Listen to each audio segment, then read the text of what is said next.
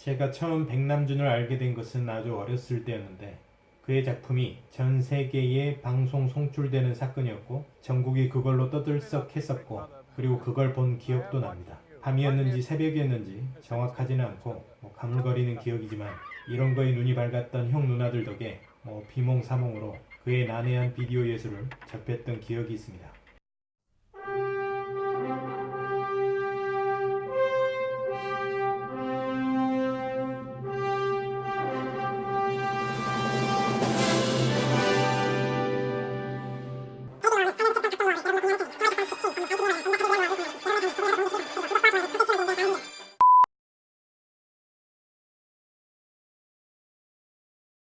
애니띵 노하우입니다.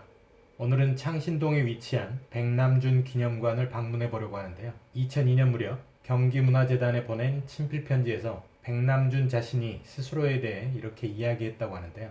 나는 세계적인 예술가가 아닙니다. 세기적인 예술가입니다. 라고 말이죠. 세기적인 예술가 백남준 작가의 소년 시절 지냈던 집을 재편성해 놓은 기념관, 그곳으로 지금 떠나보겠습니다. 여기는 동대문역입니다. 지난번 한양도성 낙산 성곽길 때처럼 이곳 동대문역 3번 출구에서 출발하시면 됩니다. 창신동 거리 2-30m 정도 걸어가서 조금 큰 골목으로 들어가면 오른쪽에 조그만 한옥이 보입니다. 이곳이 백남준을 기억하는 집, 백남준 기념관입니다. 뭔가를 이야기하고 있는 듯한 이 문을 통해 들어가면 조형물 2개가 놓여있는 작은 마당이 있고 그 뒤편으로 큰 통유리가 설치된 디귿자 형태의 건물이 보입니다. 서울시는 2015년에 창신승인 도시재생 선도 사업을 추진하는 과정에서 마을에 기념할 만한 시설들을 부각시키기 위한 일단의 추진 과정에서 백남준이 성장기를 보냈던 시절의 집이 있었음을 알게 되고 재생 사업에 포함시키게 됐는데요. 당시에 그가 살았던 집터는 3,000평이 넘었으며 전쟁으로 대문만 남아있던 그 집을 백남준은 복원하려고 하지 않았고 통째로 사라져버린 것이 한국의 정체성이며 그 이미지를 모아서 자신의 작품을 만들고 싶어 했었다고 합니다. 실제 3,000평이 넘는 부지를 현실적으로 확보하기 어려웠던 서울시는 백남준 집터 일대에 위치한 작은 한옥을 매입했고 옛집을 복원하는 것이 아닌 한국 전쟁과 도시개발을 거치면서 파편화된 집터와 그곳에 살았던 백남준을 기억하고 기념하는 공간으로 구성하게 됐습니다. 이 건물은 1960년대에 만들어진 28평 정도의 단층 도시명 한옥이었고 원형을 그대로 보존하면서 해체하고 노화된 부분을 교체하고 재조립하는 공정으로 리모델링 했다고 합니다. 창신동 일대의 시간과 공간의 기억을 존중하지만 의도적으로 옛것을 일부러 연출하는 장식이나 개조는 배제했고 마당과 전시실을 잇는 바둑판 문양의 바닥을 기념관 전체에 실내외 구분 없이 설치해서 작은 이 한옥 전체 모두가 유기적으로 흐르는 공간으로 느껴지는 기념관으로 인식되도록 유도했다고 합니다. 그렇습니다. 이곳은 살던 집이 아니라 일종의 가짜, 가본인 셈인데요. 이런 기념관의 태생적 아이러니를 배제하지 않고 기념관의 모티프로 적극적으로 끌어들이고 백남준을 매개로 그의 과거와 조우하고 그를 추모하고 그의 생각이 반영된 현재 작가들의 작품을 통해서 그의 현재 모습을 연출하고 있고 또 이를 통해서 미래의 예술의 변화를 생각해 볼 수 있는 장소가 되도록 했다고 합니다. 이름도 기념관이기도 하고요. 진품을 진열하는 다른 박물관의 개념과는 사뭇 다르다고 할 수 있겠습니다. 백남준은 이곳에서 태어났고 일본, 독일, 미국을 기반으로 활동하다가 2006년 미국에서 타계했습니다.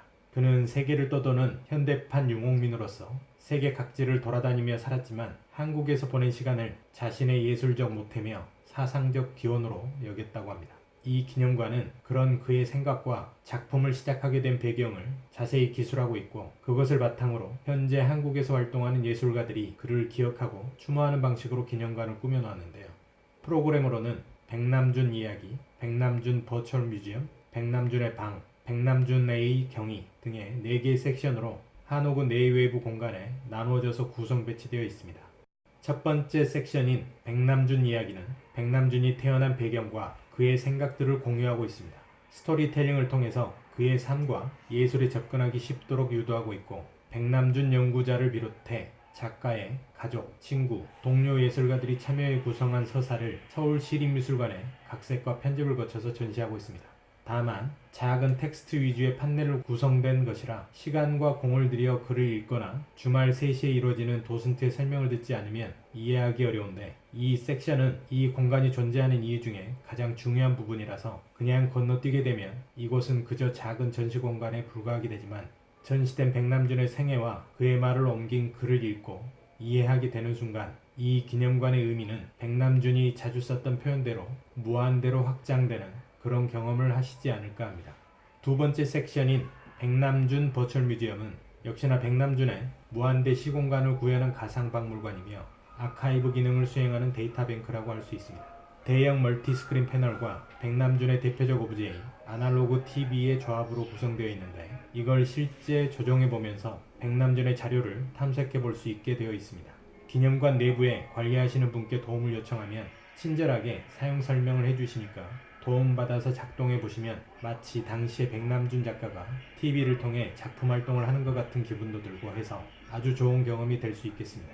세 번째 섹션인 백남준의 방은 그의 세계가 그의 유년 시절, 지역성, 아시아 문화의 전통과 맺고 있는 관계를 설명해주고 있는 공간인데요. 그를 추억하면서 인위적으로 만든 공간 속 그의 책상에 앉아 책을 펼치면 백남준 작가 이야기가 다양한 매체를 통해 전개되어지면서 현재의 우리를 그가 살았던 시간에 가깝게 접근할 수 있도록 도와주게 됩니다.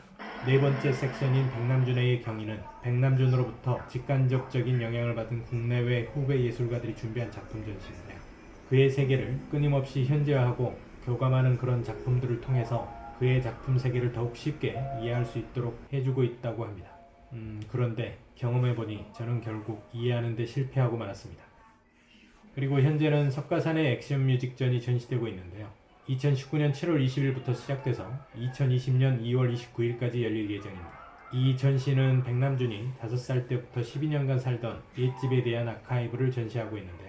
백남준을 둘러싼 기억을 출발점으로 하고 있고, 예술가 이전에 인간 백남준을 기억하는 사람들이 주인공이 돼서 백남준 예술세계의 토대가 되는 어린 시절의 공간과 시간의 단면을 새롭게 조명해 지금 현재 이곳으로 연결점을 잇고 있는 그런 전시라고 할 수 있겠습니다. 이렇게 이야기하니까 굉장히 큰 전시회 같은데 그건 아니고요. 앞서 말씀드렸듯이 28평의 오밀조밀한 공간에 몇 가지 구성물들이나 인터뷰, 또 소품 위주의 전시로 보시면 되고, 큰 걸 기대하고 오시면 실망하실 수 있겠습니다. 상설 전시물과 특별 전시의 전시물이 구분 없이 섞여 있는데, 사실 이 두 가지 전시를 구분하고 구별하는 것이 큰 의미는 없으니까 편안하고 여유 있게 관람하시는 것을 추천드립니다. 천천히 시간을 두고 보시는 게 좋고요. 마당에도 앉아서 두런두런 이야기도 나눠보시고, 한편에 마련된 카페에 들러서 커피 한잔 하면서 백남준 작가에 취해서 그의 이야기도 이렇게 두런두런 나눠보시면 좋겠습니다.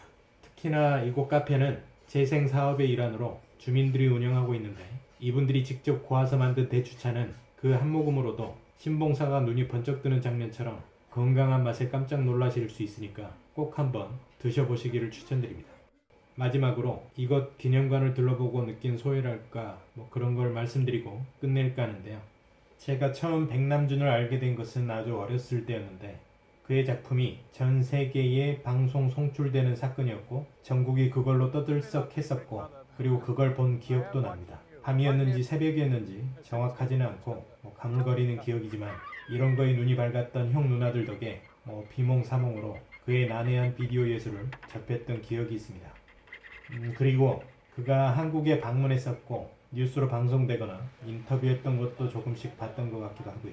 어눌한 한국말 그리고 일본어를 썼던 것 같기도 하고 그런 기억인데, 어줍잖게도 그런 기억들로 인해서 일본으로 건너간 부유한 집에서 태어난 성공한 친일 작가 정도 그런 편견과 선입견이 만들어졌던 것 같습니다. 그런데 이번 전시를 통해서 그런 저의 생각이 전환되는 계기가 된 듯합니다. 전시된 내용 중에서 인상 깊었던 내용들 때문인데요.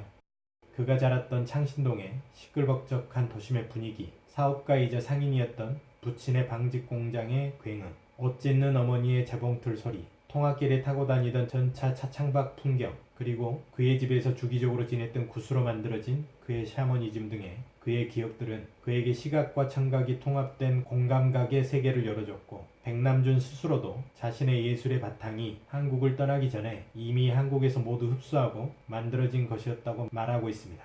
또 당시 한국 예술가들 수준도 당대의 서구라파나 일본의 아방가르드적인 수준에 뒤지지 않고 있었음을 백남준 작가는 이야기하고 있었는데, 이걸로 유추해보면 그 스스로가 한국인임과 자신이 경험한 한국 문화에 대해 굉장히 자랑스러워하고 있었다는 것을 알게 됐고요.